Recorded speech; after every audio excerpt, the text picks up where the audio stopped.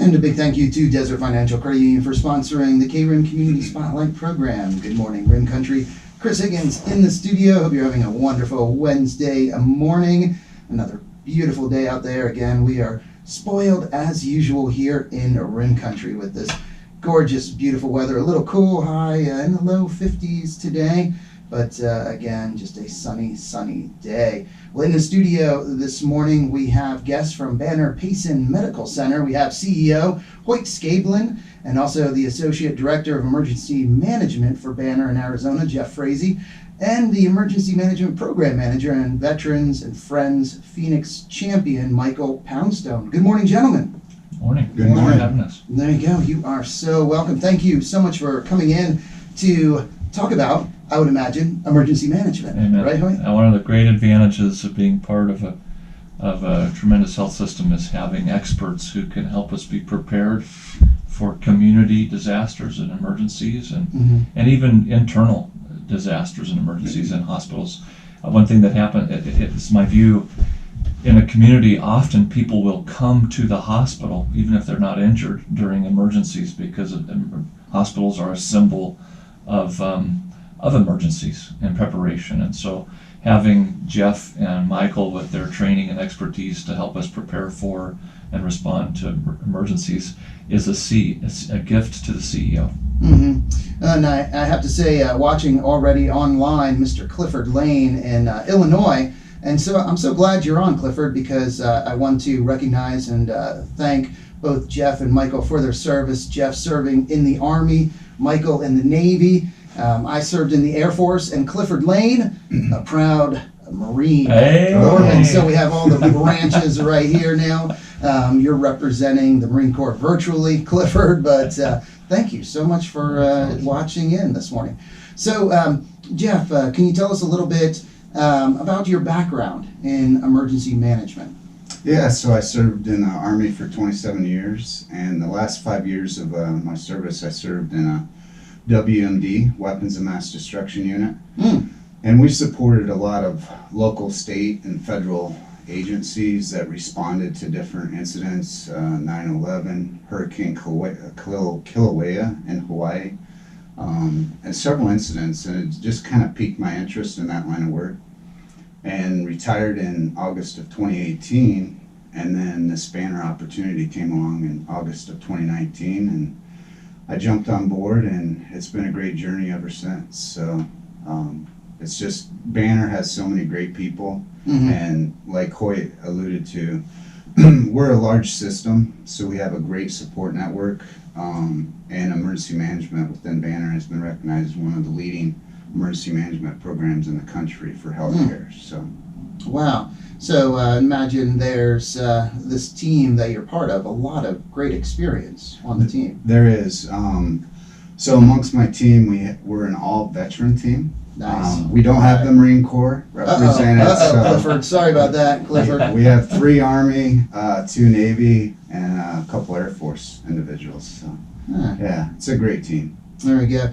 And I would imagine after serving in the Army for that many years, retiring for the Army, coming into this Banner team is a lot like, your time in the Army, being part of that team, that camaraderie, working together, because I know when you separate or retire, you really miss that. Yeah. I think when you talk to veterans, that's the number one thing. I miss the camaraderie.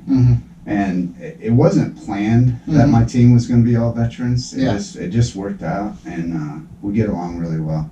And that small unit tactic and camaraderie, it's there. We give each other crap from on a day-to-day basis. Well, you need to. That's where. That's just part of it. That's how it works. Yeah. Michael, a little different for you because you didn't spend as much time in the military, but you've been with Banner for 19 years, is it? 19 years. Wow. All right. Mine, again, like Jeff, mine started out building up that love and camaraderie and everything through my 5 years in the Navy, deploying for 9/11 and really getting that safety feature really cemented into the personality. And then when I came home from going overseas and then starting with Banner, I spent some years working my way around through Banner, and when emergency management came knocking and asked me to help set up a command center, I jumped at the opportunity and took that on as a new career path. That was 4 or 5 years ago now, and it's been a pleasure ever since. So recently you've worked up here in the Payson community because both of you operate out of Phoenix, is that correct? Yes. Okay, but recently you were up here for the backbone fire? Is it? Most of that was done remote. Okay, done remote, really? That was, Okay. most of that support was going through the local EOC, working with the wildland fires, the town police and fire, and just making sure that we had all the information that we needed. The hospital needed to continue to function as it was, so I worked as a liaison for the hospital, relaying hospital needs to the EOC and then taking what we need from the EOC and relaying that back to the hospital so that we could make proper decisions through an incident management channel. Mm-hmm. Do you find that there are more instances maybe with technology these days to where you can operate remotely like that? Yeah, with COVID going on at the same time, we've seen a major transition from the emergency operations center where everybody's around the table and you have whiteboards going on to a virtual command center. Wow. So the use of technology has been amazing. It's not replacing the physical EOC, but it's really allowed a lot of people to come together from different locations and still be safe. And really, the efficiency is still as high. So a virtual command center, it's here to stay. And it just allows us to reach more people in a timely manner. In the cases of fires and infectious disease and stuff like that, it was a mandate put on us, and we adjusted, and that's been a major transition that we've went through in emergency management. I kind of come from that old school. I like the whiteboards. I like seeing people's faces. But we're putting cameras in the EOC, so we still have that read on body language, and then just the note taking. So we fall under the incident command structure, which is nationally recognized. FEMA uses it. All of our local partners use that. So when there's an incident, we all fall in on that standardized incident command structure. So the record keeping virtually has actually been easier because all of our notes are there online. It's transparent with technology. Those notes can be accessed by anybody on the incident command team. So it's live updates and it can be shared with all versus writing stuff down and then gathering those logs and doing a hard copy transition. So. And this, there was a comment on our Facebook Live from Debbie Henderson, and I was going to, I guess, ask you to expand on this, the remote support. And her comment was, or is, would love to see Banner entice more specialists up here. And we've talked about this on other programs where, I forget the gentleman, I think the ICU doctor, that he was in LA. Dr. Nick Honge. Yes. And it really is a case, and I think you explained it well, and it fits with emergency management as well, that just because Jeff and Michael aren't physically located up here doesn't mean that Banner and the residents of Payson and Rim Country don't have that support. So can you touch on that a little bit, how Banner uses, remote support? We've been using telephones for a long time. And so telehealth is using remote hearing and speaking and then adding video. And so we are, to Debbie, I would say, I have been very engaged in the last 6 weeks and having some great success, knock on wood, in expanding, in expanding the our access to specialists. And so an example, of course, is the most pressing is orthopedic surgeon, an additional general surgeon. Those are somewhat basic in some ways, but they're important specialties for us. But wound care specialists that we are in discussions with right now that look very promising, a pulmonologist, and we're using telehealth to bring sleep specialists, physicians, to see our patients before and after their in-lab sleep study. So I agree with Debbie. We need to expand, and we're exploring it. And telehealth helps us to do that. And we're actually bringing some specialists today by tele. On the emergency planning side or an emergency response, Michael's, who we work with on a daily basis, he's considered a member of our leadership team, and he comes and does training and drills with us, but 90% of his time is remote, and it's super valuable to us. And it allows us to have someone who focuses exclusively on emergency management and is an absolute expert. And then he leans on a broader team. And in a rural setting, very unique to have this level of support. During COVID, COVID was an emergency.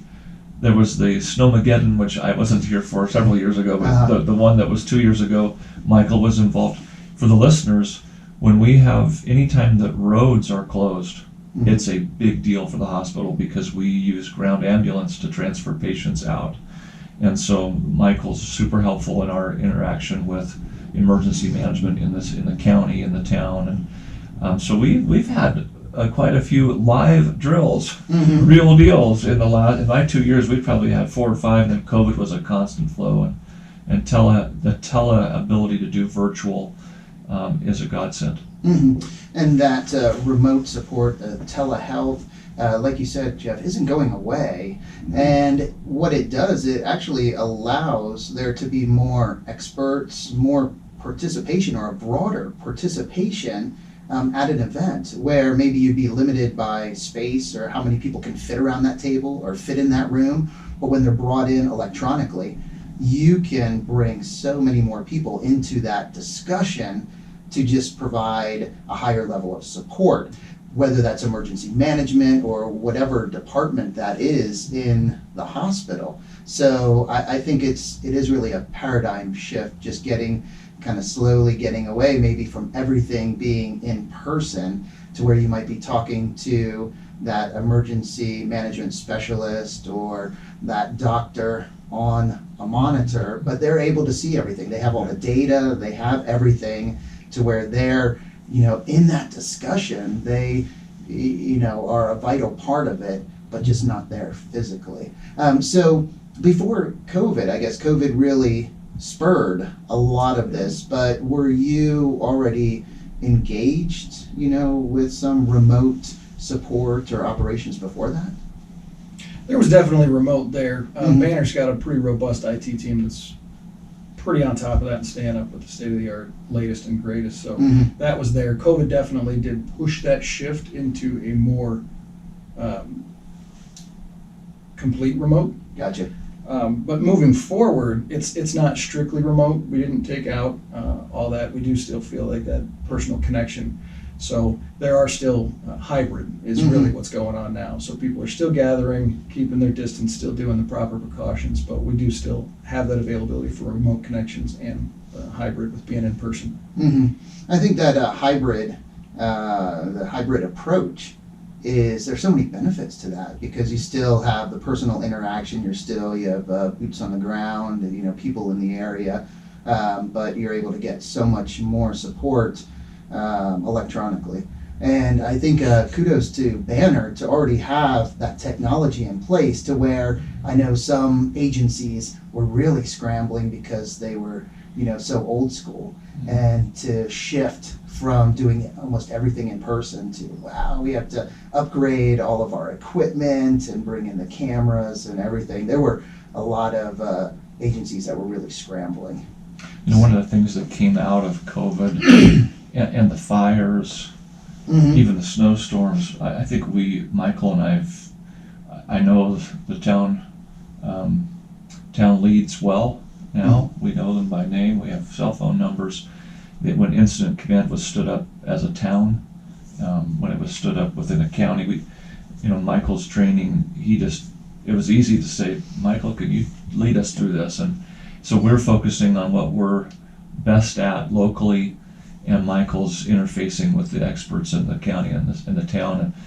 And if I was a listener, I'm thinking, what if I were talking to my family, my siblings, my mom, about unique things we plan for in a hospital that you wouldn't necessarily think of, but if there's a truck that's hauling something that could be hazardous and it crashes, you've got the hazmat team, and we will eventually receive those patients from first responders, and we need to be prepared with that with training and equipment. If we have a mass casualty, Michael's been involved with some of those where we have multiple vehicles and many injuries, wounded, etc. We drill that, we plan that, we call Michael. He's one of the first phone calls we make because he can be coordinating some things that we don't have the hands to coordinate. And then he taps into Jeff and others, and even now with the flu and RSV, we've got a public service announcement that we'll be sharing in coordination with Gila County, but we're in a unique trifecta of COVID, the flu, and RSV, and hospitals are starting to stagger a bit again, and RSV in particular for children, as there are only so many pediatric beds. So we've enlisted Michael and Jeff, and they helped us in this very week in making sure we coordinate within Banner what kind of public service announcement can we offer to families to keep themselves healthy. So it's kind of a broad spectrum. Yeah. And I think this is a great example of the network, the Banner network, and how much of a benefit that is to Payson and really to any rural community where there is a Banner medical center.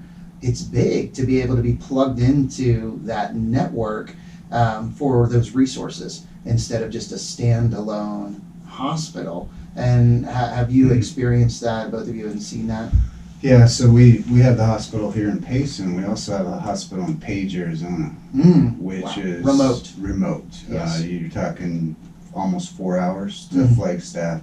So they are on an island, and the Banner network allows for us to share resources, fly physicians up there if necessary, to look at other alternatives. And talking with some of my fellow colleagues, that have those independent rural hospitals that don't have the network support, it's difficult.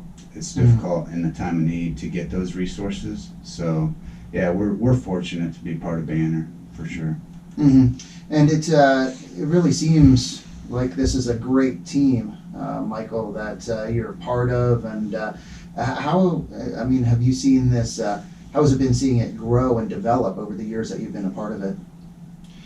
This program has grown dramatically, and the team that's been put in place through some growth and everything has grown together and become an actually very cohesive team. There are an array of personnel on our team, so not any one necessarily is an expert in all fields. So we've all got our specialties. We all tap into each other and utilize those. Some of us have been through HC, which is Homeland Security exercise evaluation programs. Just way to train. Some of us are newer into the program. Some of us have been through the program for years. And it's just a really good format of how to run trainings and get the most out of it, document everything, gather best practices, things to improve on so we can go back later and follow up on those. But we're able to tap into each other's resources for that. And then anything like what Hoyt was talking about with decon, some of us come from a decon background. I did decon when I was in the service through Seaburn, like Jeff with weapons of mass destruction. There's a handful of us that have that as an expertise from the backside, but others on the team didn't necessarily have that. So we share that together, so when we run those exercises, we bring in the full team and utilize ourselves as the resources that route. Again, I'm just so impressed with all the experience that this emergency management team has, that we have as a resource here in Payson. I mean, a small community of 17,000, and to be able to tap into this resource when there is an emergency is, to me, it's very reassuring. It makes me feel like, okay, we're not alone. It's not just us here in Payson, having to handle what we're facing. We benefit the broader community when we're planning joint drills with police and fire and others over the. It was hard to do it. You didn't need any more drills in COVID, but now we're out. We're planning some of those, and so Banner wants to be a good corporate citizen and share Jeff and Michael with the town and the county, and to be as best a team player as we can, so we can be prepared to support our community in the most likely, unlikely emergencies. We hope to have none of them, but we know we're going to have some of them. Oh yeah, and that's where it's preparation, because it's you don't wish for it, but things happen. And especially being here in Arizona with wildfires, the potential is very high, or other disasters, like you said. Even power outages, like we had the other day. Yeah. That for some people in town, there was a power outage. We don't have them very often up here, Mm-hmm.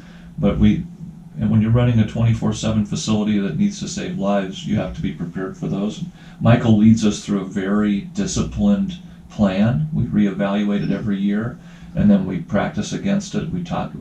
It's a good process. I'm glad that it's brought to us rather than us having to invent it ourselves. Mm-hmm. Oh no, I mean, trying to put this all together, I couldn't imagine. I mean, obviously you have people that would give it their best go. Sure. But all the knowledge and expertise that is needed to put together a practical and efficient, a workable emergency plan. You can't just kind of wing it. Absolutely not. One of the biggest takeaways, though, that I would like to highlight through COVID, and a good shout out to Chief Staub. He put together a good team that was getting together. It started out by twice a week, and then it turned into bi-monthly and then monthly, and started to fade away when COVID started to fade out. I went ahead and took that opportunity to steal his idea. I keep that meeting alive now, and now that goes on once a month. So that's how I, as a representative of Banner, stay connected with the community. So I reach out to Gila County EM, Public Health, the school systems are on there with me. Chief of PD was on there with me. They're all invited. As they can make it, they come to those. That way we can keep that network going. The idea was to steer away from COVID, but keep that live and keep that relationship and network, so that if anything's happening in the town, we can work with the town. If we need to avoid areas, we can brief that out to our teams. If there's areas where they could help or need our help and we could offer that, then we can get that back to our teams and see what we can do. And that's everybody, not just Banner, everybody that's on the call. If there's any way that anybody on the team can help or just avoid the area, it's just good information to get put out, and it's a network I think needed to be built up, and it's doing extremely well up here. There's very good connections and a very engaged town and county, for that matter, because we do bring in the county. Yeah, Chris, I'd mentioned one other thing I was thinking as Michael's sharing that. We want to do a shout out to the volunteers who helped us in some of our drills, doing some observers, Mac Feeser and a few other folks that are CERT team. the CERT team. Yeah. CERT team. Yeah. And I'm grateful for their willingness to be an emergency response assistant in small and simple ways, and sometimes difficult ways. No, I know. I am so thankful for our police chief, Chief Tischer, Dave Staub, Chief Staub, our fire chief, Adam Shepard, county sheriff, and that county emergency management team has been, wow, they've really just gotten a boost, and I think have gotten more active in their role, and just getting information out in the community and just being very active. So it's good. It's good to see all the different agencies pooling their resources, working together to create a safe community. Effective cooperation. It's been an honor to witness and to be part of it. Absolutely. No, it is good. Again, talking with Hoyt Skabelund, CEO of Banner Payson Medical Center, Jeff Frazey, Associate Director of Emergency Management for Banner in Arizona, and Michael Poundstone, Emergency Management Program Manager and Veterans and Friends Phoenix Champion. Do you want to talk a little bit about that, the Veterans and Friends Phoenix Champion, and kind of your role there? Banner has brought on the Diversity and Inclusion Program. In that program specifically, I represent the veteran side of the house. So that's just making sure that everybody's included. Veterans, like Jeff said, we kind of migrate to each other. So there's that piece of that program that makes veterans realize that they are valued as civilians, that our time doesn't end when we leave the service. We still bring value, and we can still do good. So it brings the team together. We all do our normal daily jobs, but we throw little get-togethers and talks and keep everybody in communication with each other.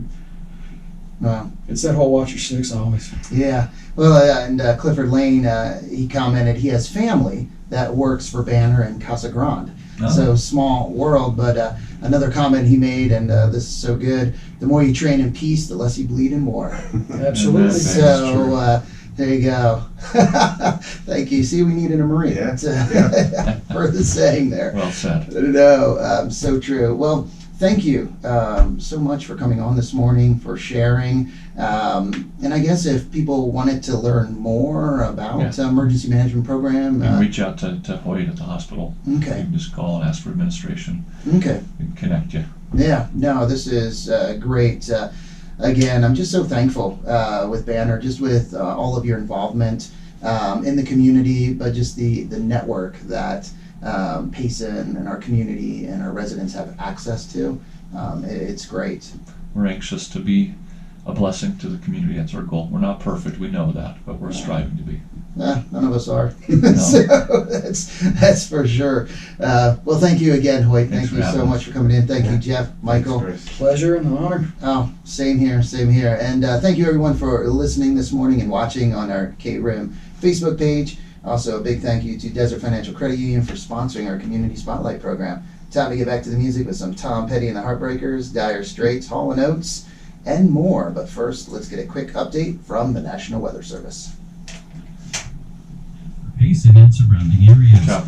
All right, there we go. Thanks for serving our country, guys. Today's sunny skies. Good, all right. Clifford, see you, brother.